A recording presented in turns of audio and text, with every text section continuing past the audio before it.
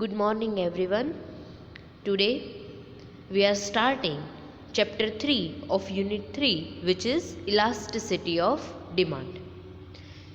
As I have told you earlier, this chapter was given separately, but in our latest syllabus, the chapter of elasticity of demand is included in the chapter of law of demand. But in your textbook, you have a separate chapter for elasticity of demand. So, we will go with the same way. So, we are starting today the next chapter and the last, which is elasticity of demand. Earlier, we had discussed law of demand and law of supply. And in law of supply, we had also discussed the elasticity of supply. So today we are going to understand the elasticity of demand. These are the main points which we are going to understand in this chapter. The first is meaning of elasticity of demand, then meaning of price elasticity of demand.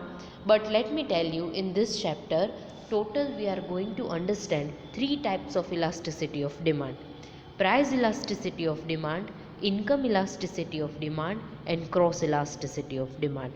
In price elasticity of demand, there will be measurements of price elasticity of demand. That means how we can measure the price elasticity of demand, કે આપણે કેવી રીતે price elasticity ને measure કરી શકીએ છીએ. Then types of price elasticity of demand.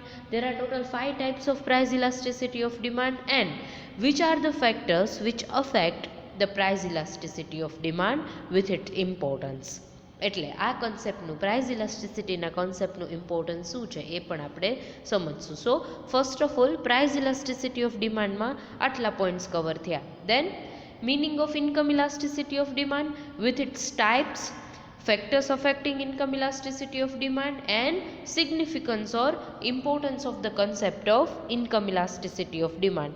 Same way income elasticity of demand છે એમાં પણ 5 types છે that we will discuss with its factors affecting and importance.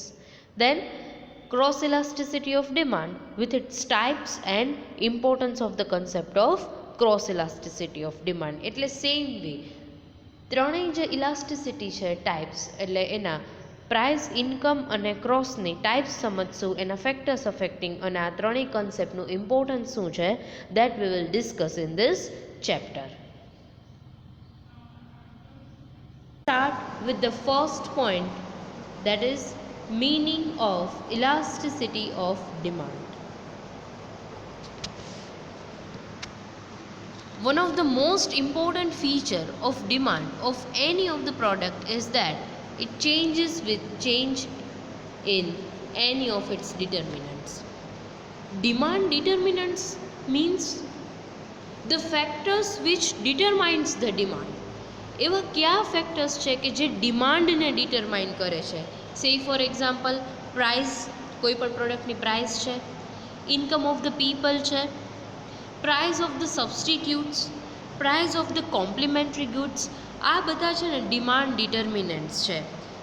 Then taste and preferences of the people, habits of the people, આ બધા factors એવા છે ને કે જે કોઈ પણ વસ્તુની ડિમાન્ડને ડિટરમાઇન કરે છે. ડિટરમાઇન કરવું એટલે નક્કી કરવું. કોઈ પણ પ્રોડક્ટની પ્રાઇસ છે, okay, you want to purchase an cellphone, કે જેની આઈફોન તમારે પરચેઝ કરવો છે, પણ આઈફોન પરચેઝ કરવો હોય તો સૌથી પહેલો ફેક્ટર કયું આવે? પ્રાઇસ. એની પ્રાઇસ કેટલી છે? જો હવે એની પ્રાઇસ જો ઓછી હશે તો એની ડિમાન્ડ ઇન્ક્રીઝ થશે because you will purchase it. But any price જો વધારે હશે તો એની ડિમાન્ડ રિડ્યુસ થઈ જશે. સો પ્રાઇસ ઇઝ ડિમાન્ડ ડિટર્મિનન્ટ, કે જે કોઈ પણ વસ્તુની, કોઈ પણ પ્રોડક્ટની ડિમાન્ડને ડિટરમાઇન કરે એવા બધા ફેક્ટર્સને આપણે અહીંયા ડિમાન્ડ ડિટર્મિનન્ટ્સ તરીકે કન્સિડર કરી શકીએ. And the most important feature or characteristic of demand is that demand છે ને એ એના ડિટર્મિનન્ટ્સમાં ચેન્જ આવે ને તો ડિમાન્ડમાં પણ ચેન્જ આવે. Determinants of the demand like price, income of the buyer and price of the related product etc. As I have told you, મેં તમને હમણાં જ સમજાવ્યું કે આ બધા ફેક્ટર્સ છે એ ડિમાન્ડ ડિટર્મિનન્ટ્સ છે. The responsiveness of the demand to any of its determinants is called elasticity of demand. Yes, ડિમાન્ડની રિસ્પોન્સિવનેસ, આ જેટલા પણ ફેક્ટર કીધા ને એમાં કોઈ પણ એક ફેક્ટરને કન્સિડર કરીએ when all other factors remain constant, અને જો એ ફેક્ટરને કન્સિડર કરીએ તો ડિમાન્ડનો કેવો રિસ્પોન્સ છે એ વસ્તુને આપણે ઇલાસ્ટિસિટી ઓફ ડિમાન્ડ તરીકે કન્સિડર કરી શકીએ. As we have different determinants of demands, we have different concepts of elasticity of demand. આપણે કીધું ને પ્રાઇસ છે, ઇન્કમ ઓફ ધ બાયર છે, price of the related products છે, આ બધા ડિફરન્ટ ડિટર્મિનન્ટ્સ ઓફ ડિમાન્ડ છે. તો આ બધા ડિટર્મિનન્ટ્સના બેઝડ ઉપર we can explain the different concepts of elasticity of demand. So let us discuss one by one. Actually, there are total 3 concepts of elasticity of demand. The first is the price elasticity of demand. The second concept is income elasticity of demand. And the third concept is cross elasticity of demand. These 3 concepts are the main concepts under the elasticity of demand. Now, let me tell you the meaning of each concept.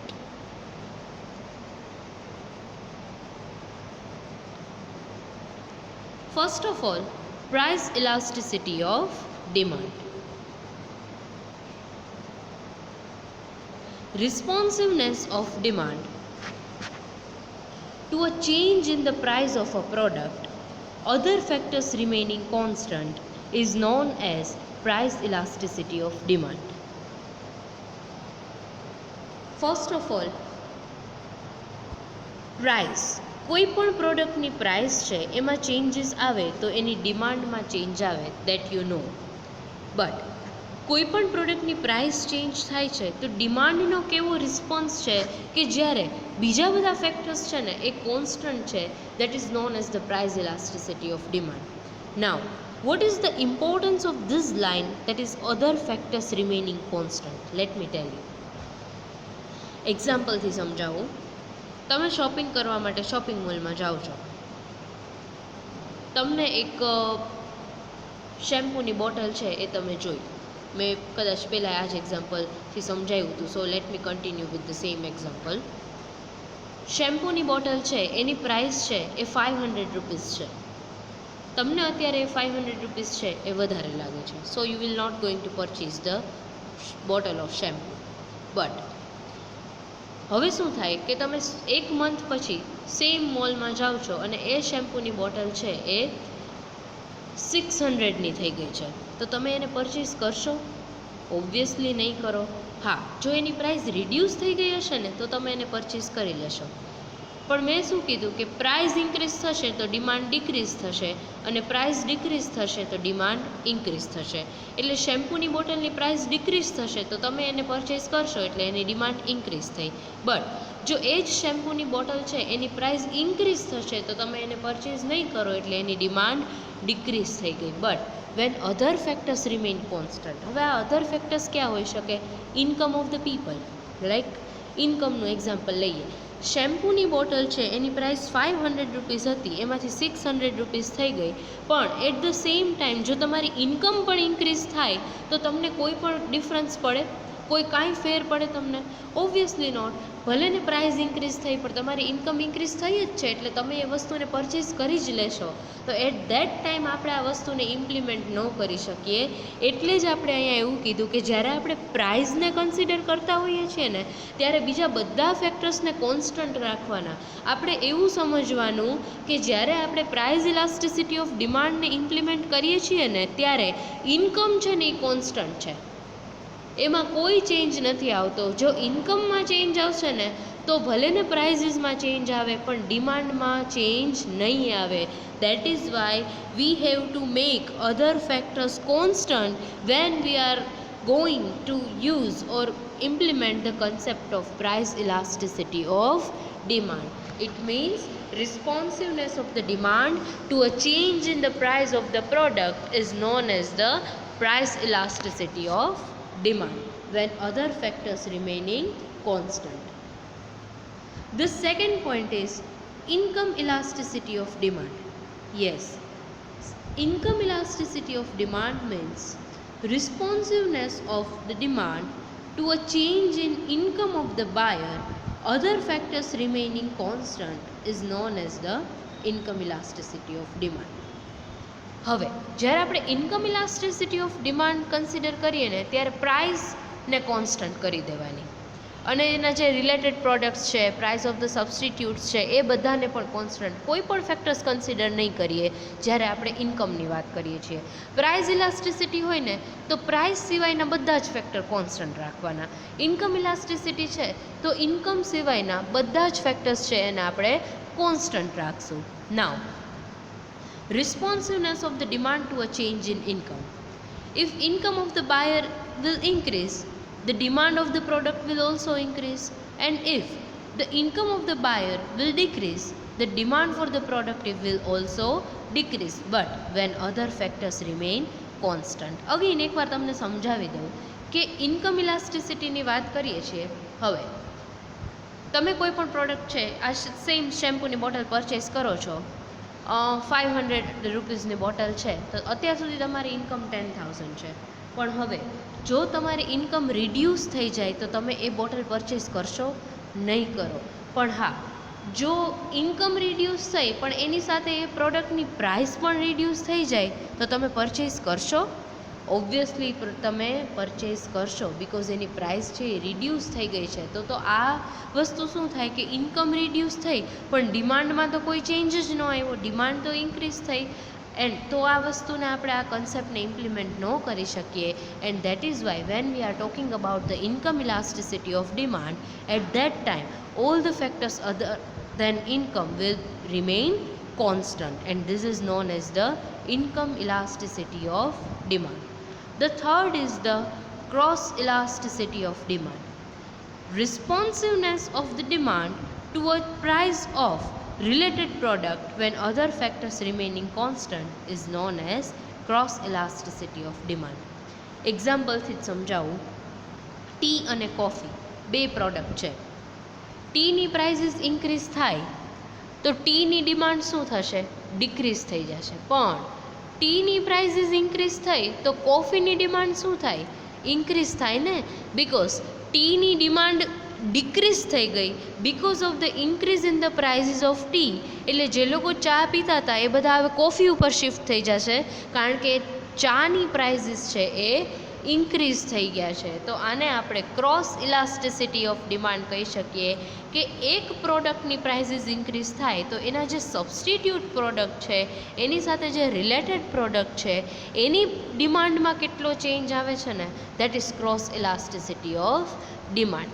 Same way આપણે car અને petrol કે જે બે એકબીજાના complimentary છે, કે એકબીજા વિના ચાલે જ નહીં, એને આપણે કોમ્પ્લિમેન્ટરી ગુડ્સ કહીએ. કે કારની પ્રાઇસીસમાં ચેન્જ આવે કે પેટ્રોલની પ્રાઇસીસમાં ચેન્જ આવે તો કારમાં કેટલો ચેન્જ આવે. પેટ્રોલના પ્રાઇસીસ બહુ ઇન્ક્રીઝ થઈ ગયા હોય તો કારની ડિમાન્ડ રિડ્યુસ થઈ જાય ને. So it is the cross elasticity of demand. But again we will implement the same thing, that is when other factors remaining constant. એટલે જ્યારે આપણે ક્રોસ ઇલાસ્ટિસિટીની વાત કરીએ ને ત્યારે ઇન્કમ છે, પ્રાઇસીસ છે, એ બધા ફેક્ટર્સ છે એને આપણે કોન્સ્ટન્ટ રાખવાના છે. સો these three are the concepts of elasticity of demand. Now onwards we are going to understand in detail each concept of the elasticity of demand with its types, with the factors affecting to each concepts and importance of the different concepts of the elasticity of demand.